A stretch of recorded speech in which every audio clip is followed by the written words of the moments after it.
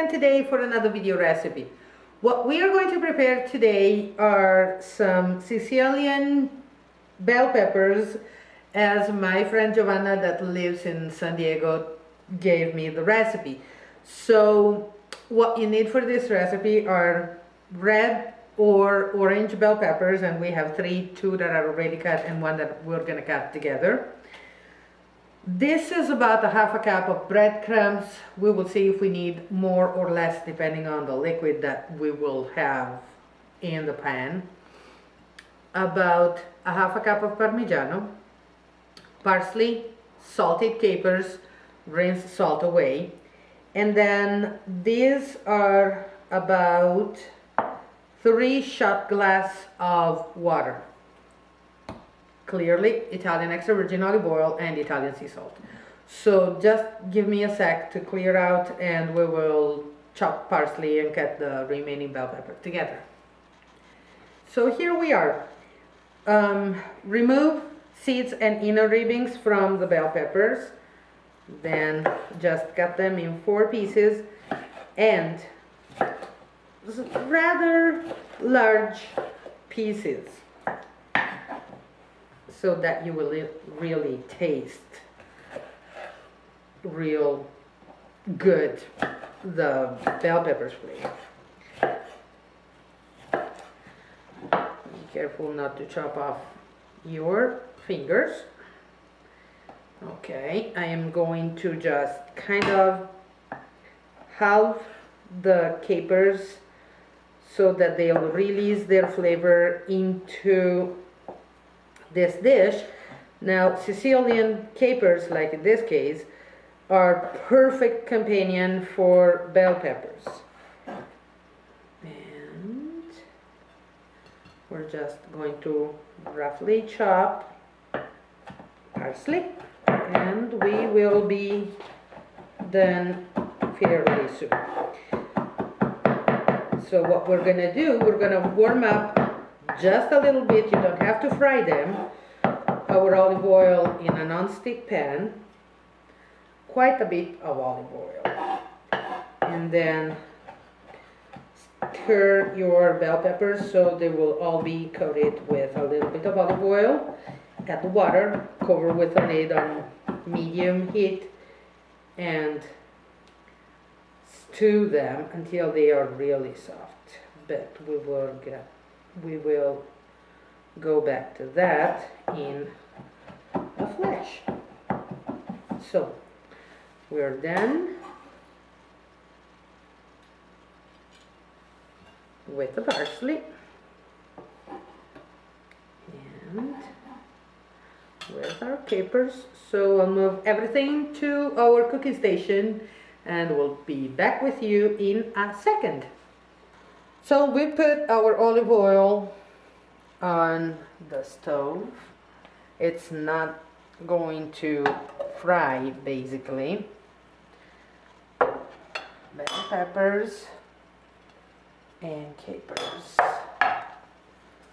and give it a nice stir so that all the bell pepper pieces are going to be coated with some oil. The whole purpose of this dish is actually to not fry them.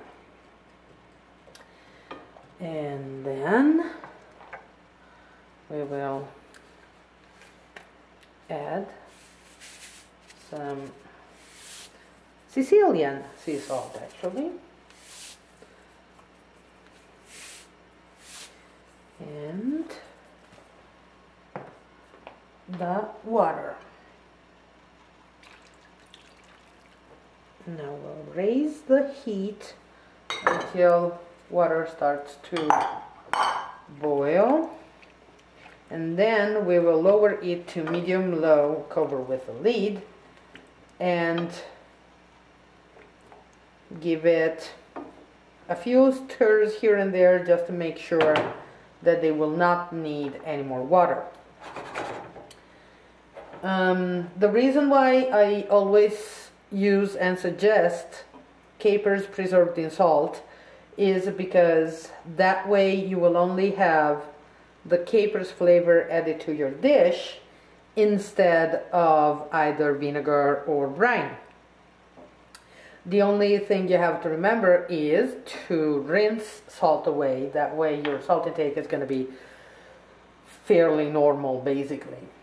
So as soon as the water starts to boil, we will cover with the lid, lower to medium low. So my stove goes to 1 to 9. I'm going to put it around between 3 and 4, and we will stir it here and there, and covered with a lid, we will get back together as soon as we are done. There's going to be a couple passages that need to be done before serving the bell peppers.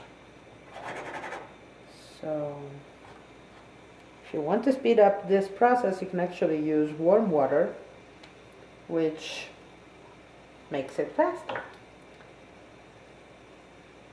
But the water is not that much, so we are going to get our lid and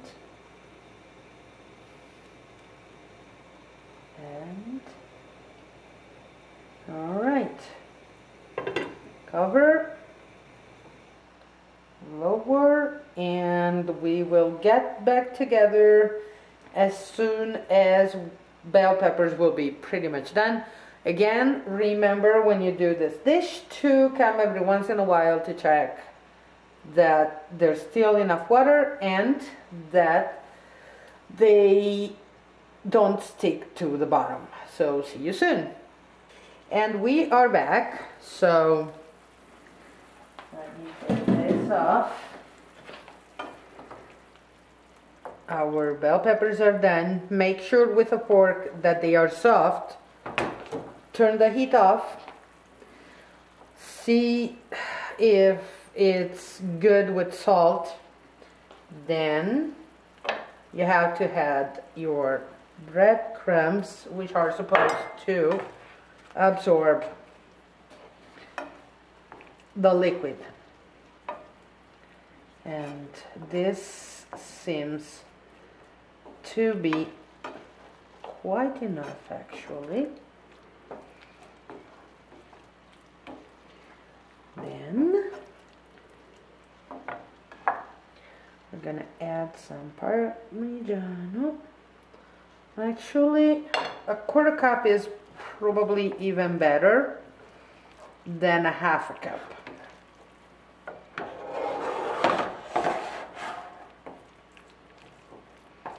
So it won't go everywhere.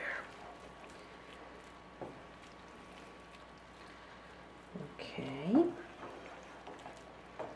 So now all we have to do is to put it in a dish and finish it, and we will be back in a second.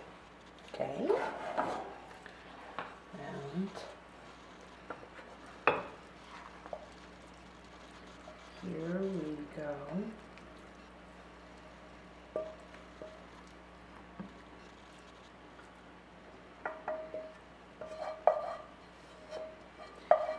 Basically, your breadcrumbs have absorbed also all the olive oil that will not remain in your skillet.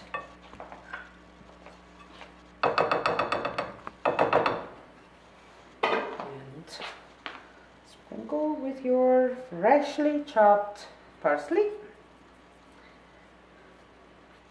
And your dish is ready. So just give us a second, we'll go back to the table as usual for the final presentation. And here they are. They're nice, colorful, amazingly flavorful, if only you could smell. They are perfect whether they are immediately served or cold.